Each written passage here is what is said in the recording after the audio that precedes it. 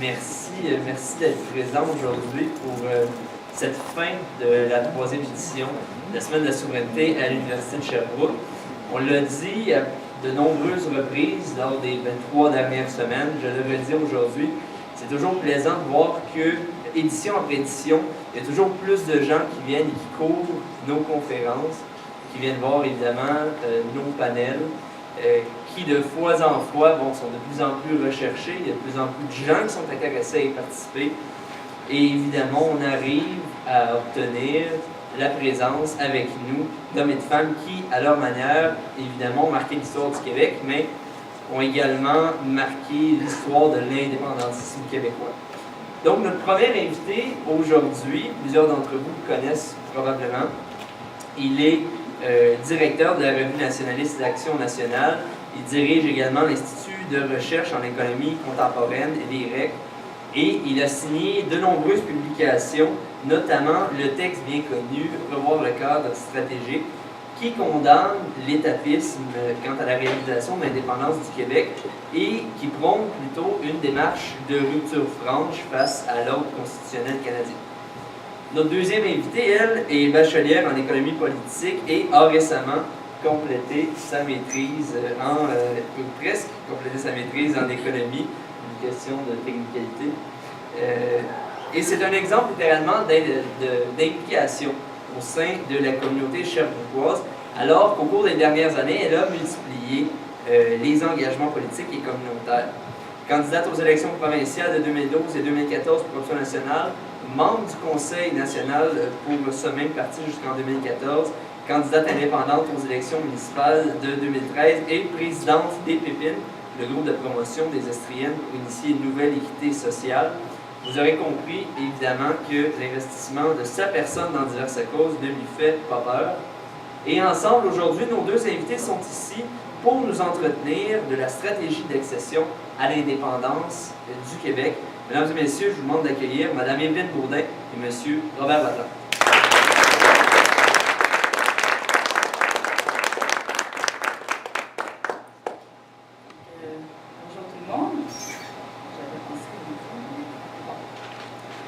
Alors, je vais vous présenter le texte « Revoir le cadre stratégique » qui a été écrit par M. Robert Laplante. Et je vais commencer par une petite critique. À mon avis, le titre aurait pu être un petit peu plus accrocheur, compte tenu du contenu super intéressant. Alors, on aurait pu appeler ça « Comment ne pas répéter les échecs du passé » ou encore « Pourquoi on a échoué et comment on va gagner ». Petite mise en contexte, ce texte-là a été publié en janvier 2004. Alors, c'est 8 ans après le référendum de 1995. 8 ans après ça. 9 mois après la victoire de Jean Charest au détriment du Parti québécois de Bernard Landry.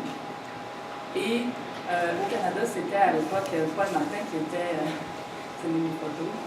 C'était Paul Martin qui était à la tête du gouvernement fédéral, libéral et minoritaire. Monsieur Laplante commence son texte en pointant un point tournant du mouvement indépendantiste qui, selon lui, serait l'adoption du Clarity Bill, de la loi sur la clarté au gouvernement fédéral.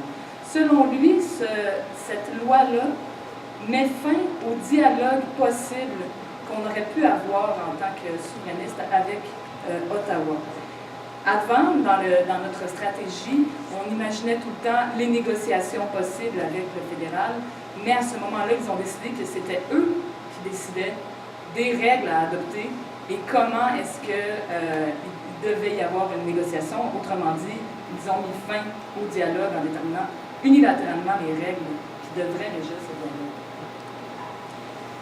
Le mouvement souverainiste se situe dans un moment critique car le temps presse. Il faut agir rapidement si on veut atteindre notre objectif. Pourquoi le temps presse? En ce moment et en 2004, c'était le Parti libéral qui est au pouvoir, qui est en train d'effriter notre État national, et le Canada est de plus en plus unitaire. Ce qui fait en sorte que nos moyens d'action au gouvernement du Québec diminuent de plus en plus. Il faut savoir que, dans la perspective de M. Laplante et dans la mienne, l'État québécois reste le premier instrument d'accession à notre indépendance. Donc, il y a un effritement, comme je disais, de la situation nationale et la situation est urgente, le fait de ne pas reconnaître l'urgence de cette situation-là, c'est en fait de favoriser l'échec de notre projet. L'ambiance politique qu'il y a après le référendum de 1995, on pourrait la résumer en disant que c'est un climat de résignation. Les souverainistes ont un peu surfé sur la vague de leur défaite et se sont enlisés, embourbés. Et être stratégique, parce qu'il faut l'être, le projet d'indépendance est encore inachevé. Être stratégique, c'est d'éviter d'agir en réaction à ce climat de résignation. Qu'est-ce qu'on ferait si on agissait en réaction à la résignation? Ce serait par l'exaspération et par l'impulsivité. Mais si on est stratégique, on agit autrement. Il faut en fait penser en dehors du cadre stratégique élaboré par le mouvement souverainiste. Il faut élaborer, trouver d'autres chemins pour parvenir à notre but, parce que les anciens chemins qui ont été utilisés ne sont plus les bons. M. Laplante résume sa pensée avec les mots suivants. Il n'y a rien de plus qu'un confort incantatoire à compter les jours avant le prochain référendum, à se répéter que les derniers obstacles seront franchis avec les mêmes méthodes, alors que la nature même du parcours a changé, que les chemins sont minés et que nos adversaires ne demandent pas mieux que de nous voir nous lancer avec des cartes périmées. Alors, pour déterminer la nouvelle stratégie à adopter, il faut d'abord faire une autopsie de ce qui s'est passé depuis 1995. En réalité, les gouvernements qui ont suivi le référendum de 1995, les gouvernements souverainistes, ont opposé un réalisme politique et ils l'ont imposé comme un éteignoir aux aspirations populaires plutôt que d'utiliser ces aspirations-là pour se propulser vers leur objectif. Qu'est-ce qu'on veut dire par là? Un réalisme politique, c'est par exemple de dire on ne peut pas faire ça parce que là, on a des contraintes budgétaires, il faut atteindre le déficit zéro, alors vous ne savez pas comment ça marche, nous, on est au gouvernement, on le sait, il faut être réaliste, il faut éteindre vos aspirations. Alors, c'est ce que M. Laplante décrit comme la politique de la moindre audace. Il faut mettre le couvercle sur la marmite, contenir les débordements, et il s'est affairé à prévenir tous les débordements d'un peuple dont il aurait perdu le contrôle. Alors, il s'est enlisé, ce gouvernement et les gouvernements souverainistes d'après 1995, dans des propos démobilisateurs et dans l'attentisme. En réalité, les gouvernements avaient peur du conflit et ont gaspillé une conjoncture qui aurait pu être favorable aux indépendantistes. Par exemple, on l'a déjà dit durant ces semaines de la souveraineté, Jacques Parizeau aurait pu déclencher une commission d'enquête suite au référendum de 1995 compte tenu des irrégularités qu'il y avait eu durant le processus. En faisant ça, stratégiquement, on se serait placé, nous, en position offensive, on se serait fait les juges des pratiques de l'État canadien et du gouvernement chrétien. Mais à la place, qu'est-ce que le gouvernement Bouchard a fait? Il a nié les faits pendant longtemps. Il a fait comme si rien ne s'était passé. Et donc, en langage stratégique, il a laissé tout l'avantage à l'adversaire. Pire encore, il a laissé planer une acceptation du détournement du processus démocratique, ce qui a miné la confiance en soi et la confiance en la démocratie de notre peuple. En laissant la carte blanche à nos adversaires, ils en ont profité, ils se sont lancés dans un activisme judiciaire qui a placé le gouvernement du Québec, lui, sur la défensive. En plus, les fédéralistes avaient une nouvelle donnée à leur avantage, parce que suite au référendum de 1995, les fédéralistes québécois étaient devenus des inconditionnels de l'État canadien. Ils avaient eu tellement peur en 1995 qu'ils étaient maintenant prêts à tout faire pour conserver le lien avec le Canada. En fait, le gouvernement Bouchard a agi dans une espèce de crainte de la chicane. Alors, tout le monde est des amis. On fait tout pour plaire à l'establishment, on fait tout pour plaire aux inconditionnels du Canada. On se base là-dessus sur des sondages, on manque d'initiative. En fait, le gouvernement Bouchard avait plus d'égards par rapport à ses adversaires que pour ses alliés. Le gouvernement a gouverné pour tout le monde, sauf pour ses électeurs et ses militants, en freinant carrément le projet d'indépendance du Québec. Il a même posé des gestes politiques qui étaient contraires à ce que lui dictait sa responsabilité historique. Il a sacrifié des délégations à l'étranger. Il a lutté au déficit alors qu'Ottawa engrangeait des surplus en pillant dans la caisse d'assurance-emploi et qu'il réduisait unilatéralement ses transferts en santé. En fait, le gouvernement Bouchard et les gouvernements souverainistes post-95 ont tout fait pour s'adapter à un cadre, le cadre fédératif, qu'ils prétendaient vouloir abolir quelque temps auparavant. C'est ce que M. Laplante appelle la politique des lamentations. En fait, on dénonce l'imposition de la Constitution de 82, mais de l'autre côté, on répète qu'on va quand même la respecter. Un exemple, le gouvernement aurait pu créer une caisse d'assurance-emploi québécoise, mais il ne l'a pas fait parce que ça aurait été contre l'ordre constitutionnel canadien. Aussi, cette politique de lamentation nous a plongé dans une espèce de débat surréaliste sur l'utilisation des fonds publics pour faire la promotion de la souveraineté. Et donc, on s'est retrouvé en tant que mouvement indépendantiste à être un peu obligé de refuser d'utiliser l'État et sa gouverne pour faire avancer notre cause. En réalité, on refusait du même coup d'affronter notre adversaire sur le terrain de la lutte concrète, parce que c'est sur le terrain du concret, sur le terrain de l'État, qu'on pourra réellement accéder à l'indépendance. Quelle était la philosophie d'action politique dans laquelle se situait le mouvement souverainiste depuis, disons, 1976? C'est la politique du bon gouvernement, l'approche du bon gouvernement. C'est quoi l'approche du bon gouvernement? C'est de croire qu'une bonne gestion provinciale, ça finit par devenir un argument en faveur de l'indépendance.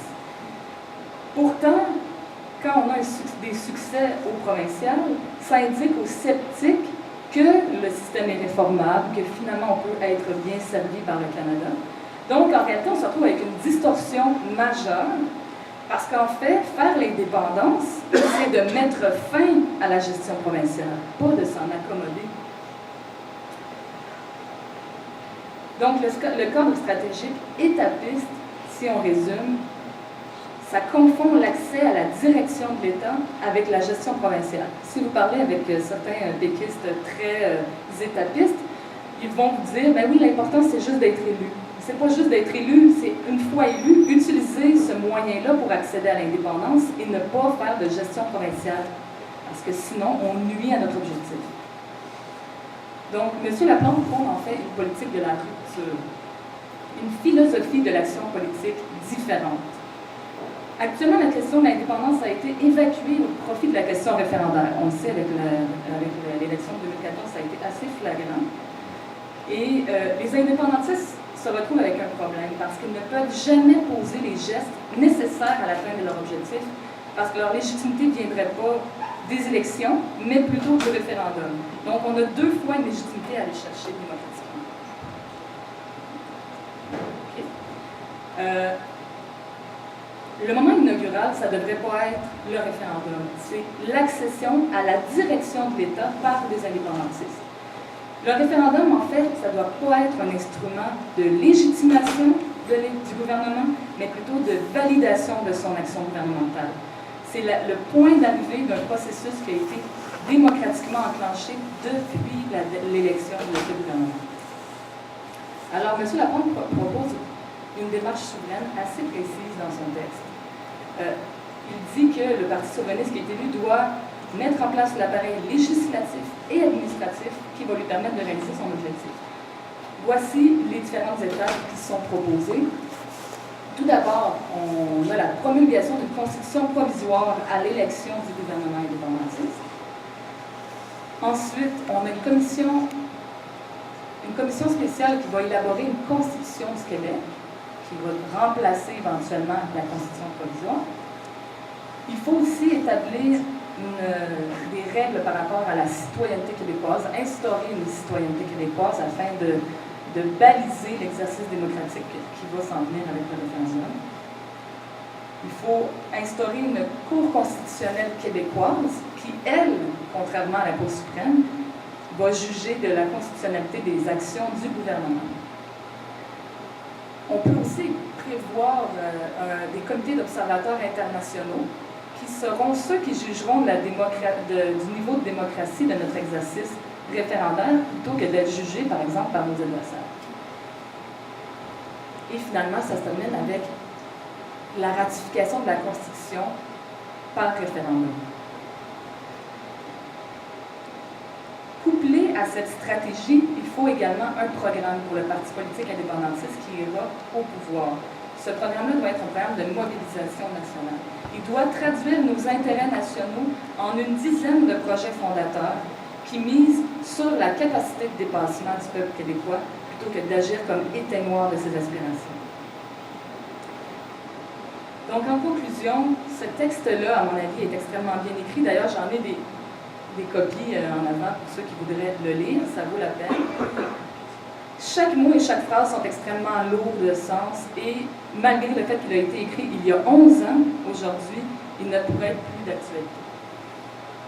On sent dans ce texte qu'il y a l'invitation possiblement à la création d'un nouveau parti politique. Du moins, c'est ce qu'on fait comme interprétation plusieurs militants d'Option nationale lorsqu'ils ont créé ce parti-là en 2011. On pourrait aussi sentir un appel pour des changements majeurs de la stratégie et du programme du Parti québécois. C'est ce qu'on pourra voir avec la course à la chefferie. Et d'ailleurs, souhaitons que les propos de Robert Laplante se rendent au minimum aux oreilles, au mieux au cerveau des candidats et candidates à la course à la chefferie du Parti québécois. Parce que, qui sait, nous pourrions assister en 2015 à la redéfinition du cadre stratégique des indépendantistes, 20 ans après la preuve de l'échec de sa stratégie établiste qui prévalait depuis 1976. Merci.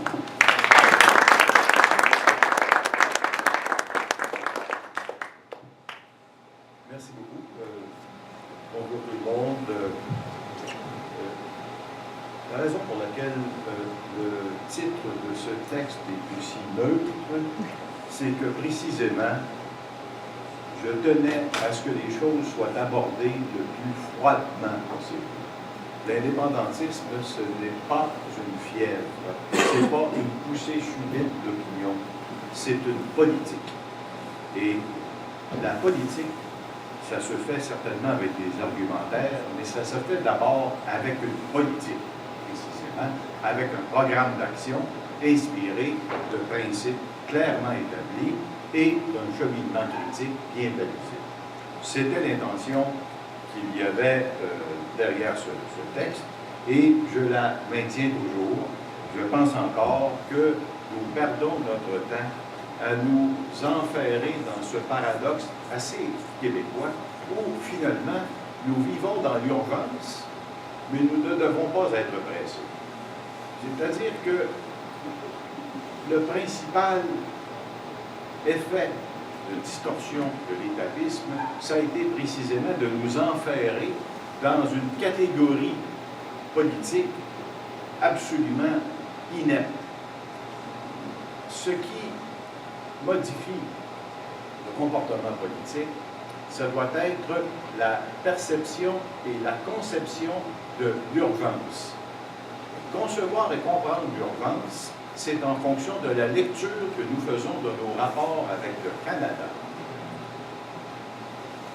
L'étatisme a opposé, et là ça fait on en a encore à pleine page dans les bonimenteurs qui servent de pseudo-analystes politiques dans les médias, ça oppose les pressés aux réalistes.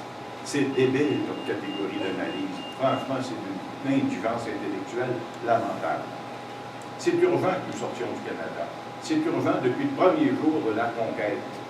Ça reste toujours urgent.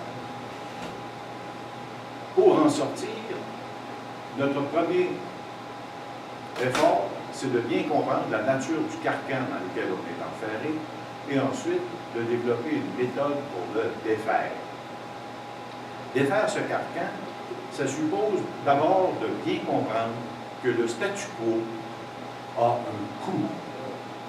Ça coûte quelque chose. Alors, quand les réalistes nous disent « Prenons notre temps, on fera l'indépendance dans la semaine des 3 jeudis, quand on aura ramassé 1,5 million de signatures de vertueux qui pensent qu'on aura notre certificat de sainteté et que ça nous autorisera à penser qu'on peut être libre », on fait l'impasse sur une vérité élémentaire. La raison pour laquelle il faut qu'on sorte du Canada, c'est que le Canada nuit à à notre intérêt national. Il nous empêche non seulement de faire ce que nous voulons, mais de profiter de ce que nous avons et pouvons avoir. Donc, ce qui détermine l'urgence de faire l'indépendance, c'est que chaque jour qui passe dans le Canada nous coûte quelque chose. Pourquoi est-ce que ce sentiment-là ne se développe pas dans la lecture politique?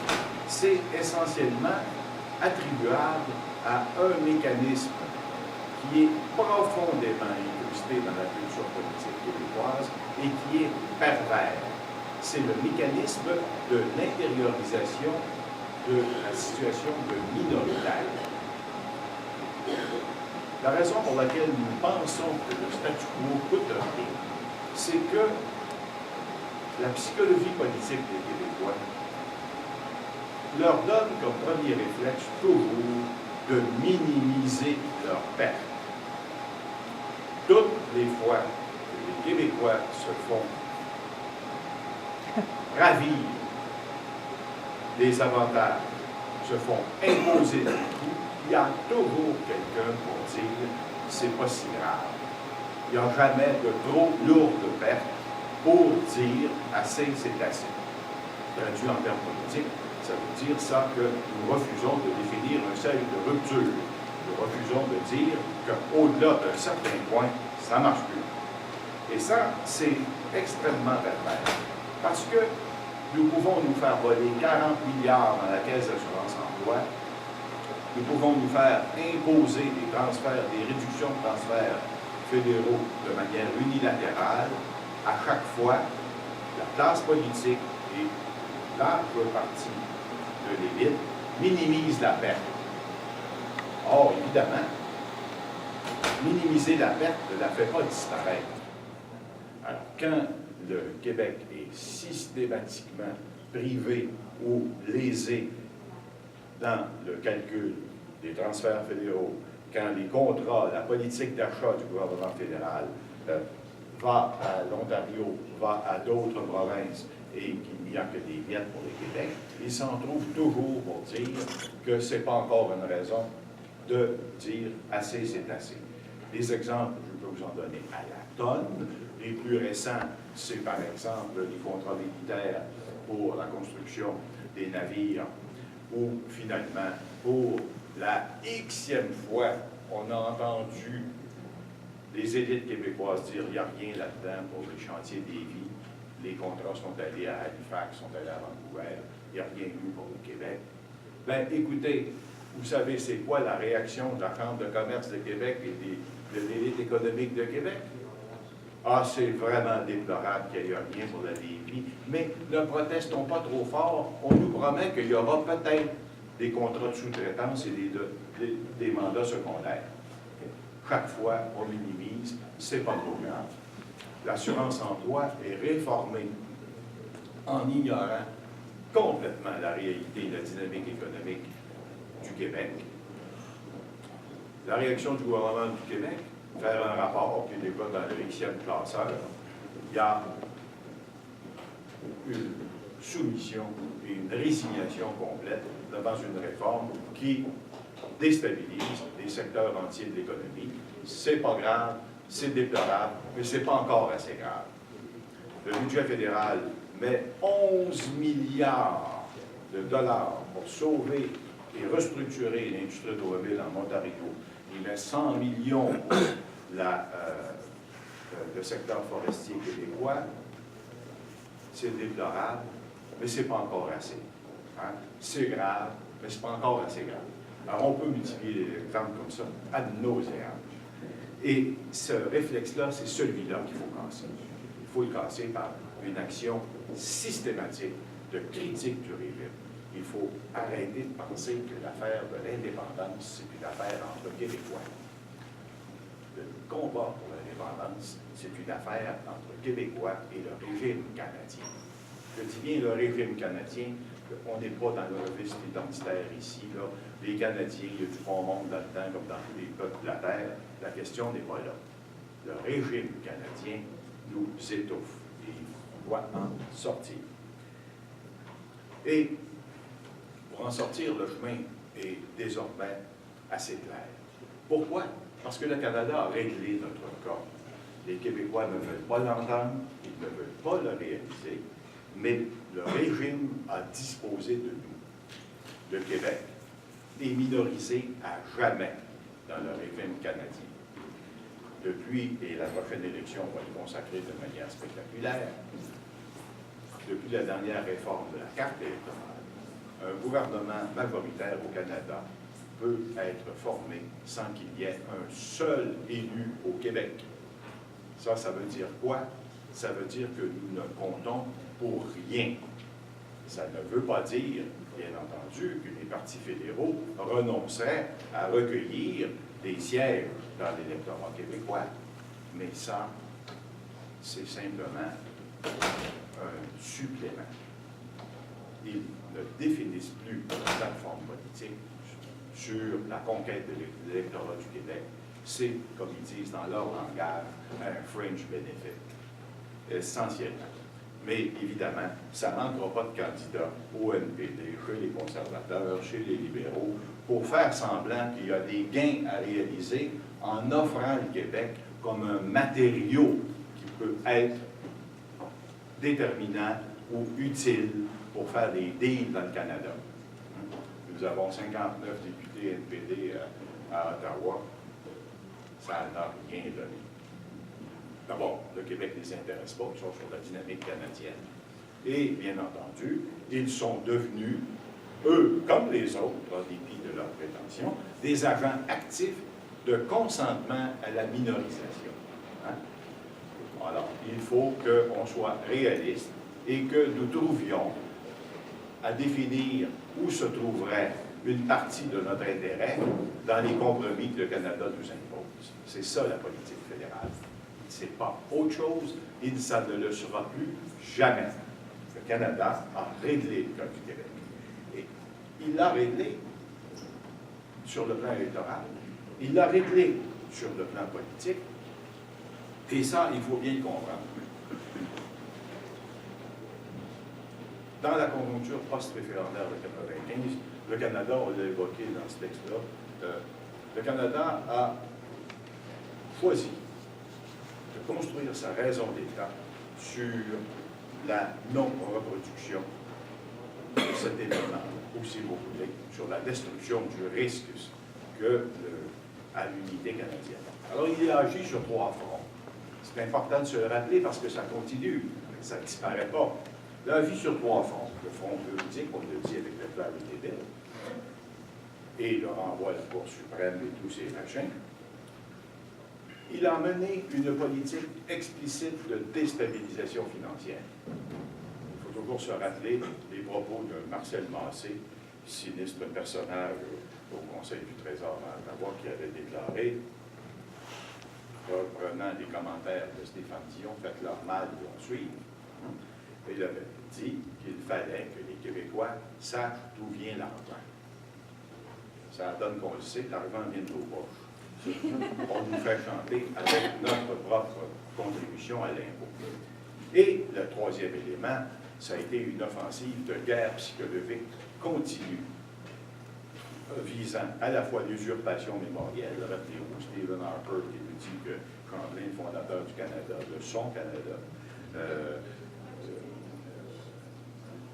Madame Champ de regretter les sinistres mémoires, première chef de l'État canadien, qui se promenait partout en travestissant les symboles québécois en fierté symbolique canadienne, et, bien entendu, les opérations de nation building conduites par Sheila Copps, Patrimoine Canada, et les délires auxquels nous allons être exposés d'ici 2017 à l'occasion du 150e de la pseudo-confédération.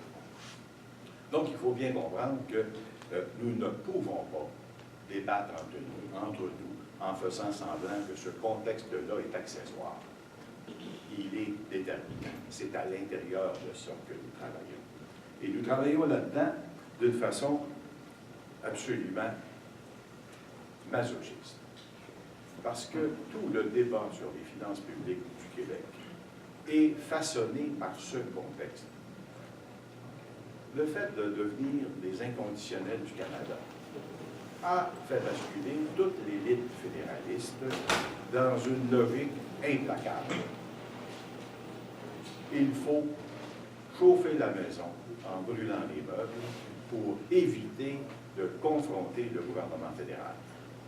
Alors, essentiellement, la réduction des transferts fédéraux est le principal facteur qui explique la déstabilisation des finances publiques du Québec.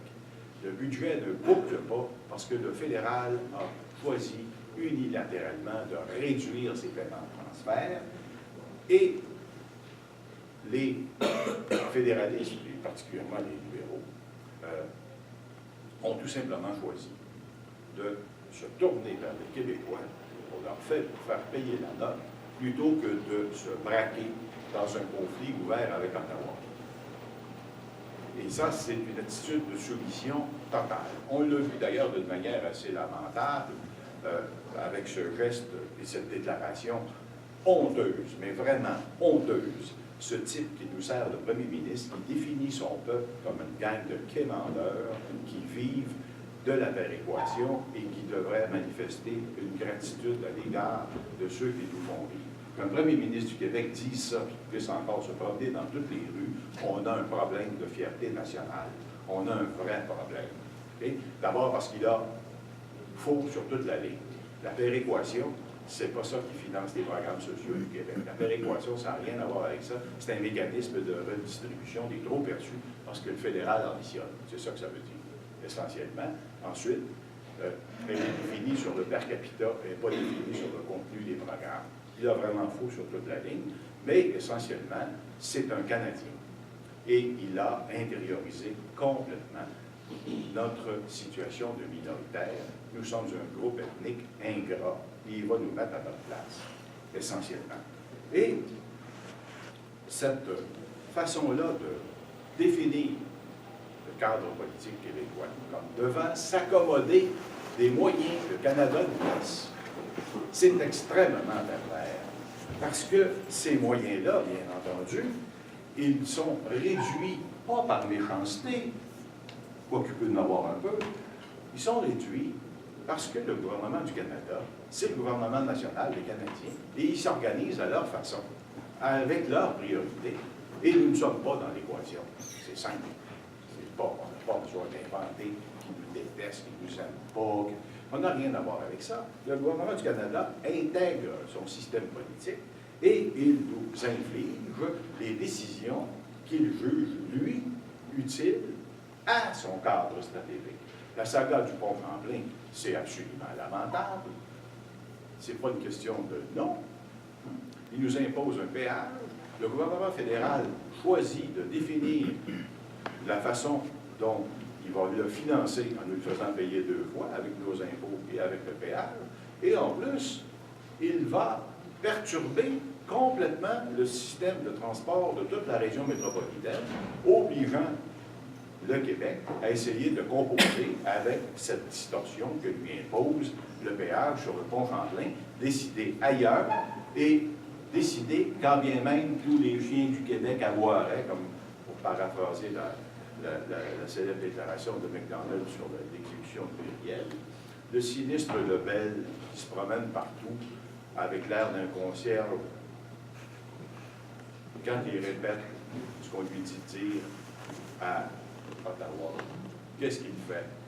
Il vient tout simplement dire que les Québécois n'ont rien à voir dans cette décision qu'ils financent par ailleurs, puisque ce sont nos impôts. Alors donc, là, on ne peut pas s'imaginer que nous pouvons, entre nous, avoir des idées et des grands principes sur ce que devrait être l'indépendance, sur la manière dont on va y aller, sans prendre acte de ce contexte de contrainte qui va se resserrer. Les Québécois, ils peuvent faire du pathos sur les bélugas, ils peuvent faire du pathos sur les gaz à effet de serre, les pipelines, c'est pas leur affaire. Le gouvernement canadien contrôle. Il a l'autorité, les compétences sur le sujet. Les Québécois, ils peuvent faire du pathos puis souscrire à la douleur réelle des gens de Lac-Mégantic. TVA peut faire des 3 jours sur les funérailles. La réalité politique, c'est qu'il va y avoir plus de wagons qui vont transporter plus de pétrole sur le territoire du Québec, quelle que soit l'augmentation du risque et quelle que soit la facture quand il y aura des saloperies, parce que ne vous en faites pas, c'est le Québec qui va casquer pour les coûts de restauration à Lac-Mégantic, comme le Québec va casquer pour les coûts de la crise du verglas. Il y a encore une facture de 500 millions qui traîne à Ottawa depuis 1998. Mais selon la logique, vous est si cher, c'est pas bien grave. C'est juste 500 millions. Pendant ce temps-là, on va déployer le discours sur l'austérité. On va déployer le fait que nous manquons d'argent. Pour en rajouter, même si, sondage après sondage, on mesure le niveau d'anxiété et de rejet des Québécois sur l'exploitation des sables bitumineux, ce qui est essentiellement un désastre d'envergure planétaire, bien, nous pouvons broyer tant qu'on voudra. On peut déchirer nos chemises, faire des manifestations. La vérité du régime politique, c'est que chaque année, c'est plus de 325 millions de nos impôts qui représentent la part des subventions fédérales au secteur des sables bitumineux. Alors, là, à un moment donné, il faut regarder les choses froidement. Et quand on les regarde froidement comme ça, on se rend bien compte que